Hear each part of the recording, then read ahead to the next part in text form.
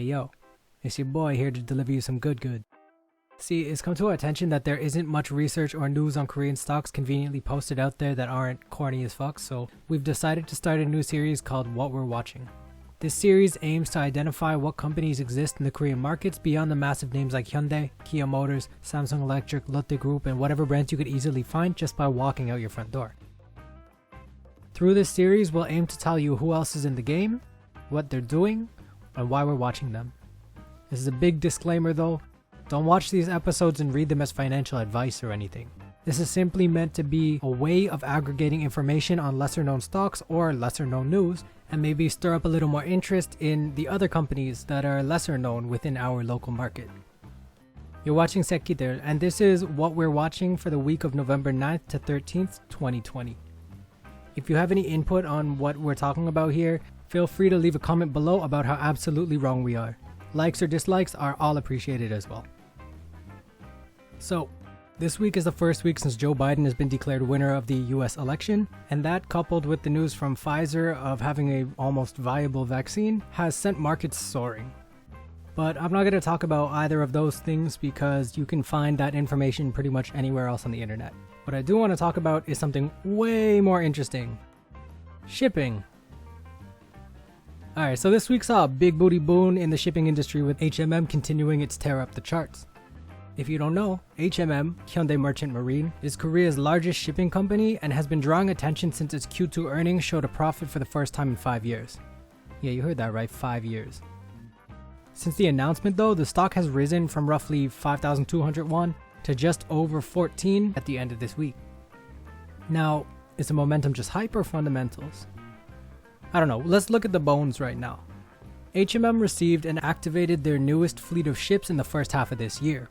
These ships, which can carry up to 23,000 20-foot container boxes, are some of the largest of their type in the world. And according to the Minister of Oceans and Fisheries, this week they're already packed to capacity.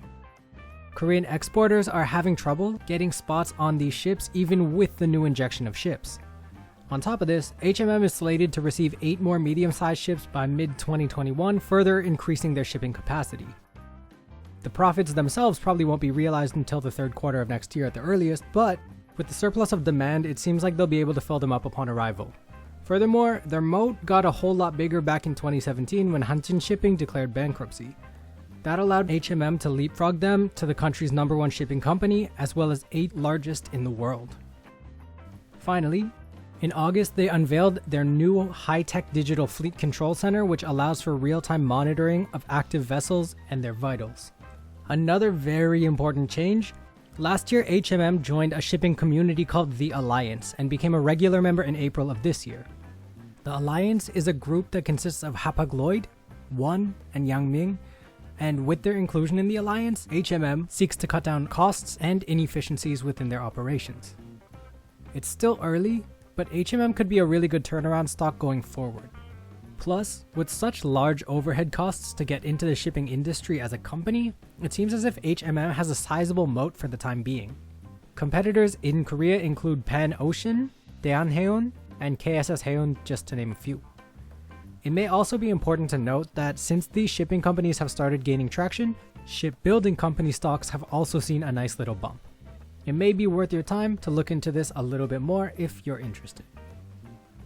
And next we have KT Telecom. KT isn't much of a sleeper, but retail investors haven't been too excited by their stock as of late. This week, they had their Q3 earnings call in which their CFO, Yoon Kyung-gun, described a very positive outlook in spite of a year-on-year decrease to their third quarter earnings. The source of this positivity comes from increased 5G infrastructure so that people can begin to start feeling the effects of 5G, coupled with the launch of the new iPhone, which automatically directs people towards more 5G use, and most importantly, the launch of their new brand KT Enterprise and the installation of their 13th IDC, or Internet Data Center, in Yongsan.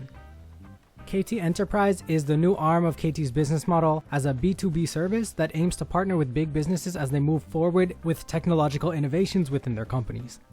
What this means is that KT is trying to grow beyond the boundaries of the standard telecom into a cloud-based big data service provider. This is a good thing for shareholders if KT Enterprise and their new KT DX digital platform proves sticky. Finally, Not announced in the earnings call, but still happening right now, is that KT's global epidemic prevention platform has signed an MOU with the US company Sibyl Health that aims to build a digital health monitoring solution through the use of big data and cloud computing.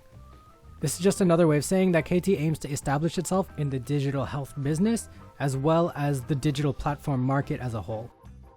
Now on top of this, they announced a substantial buyback which, if their valuations are correct, could prove effective at providing more shareholder value in the near future.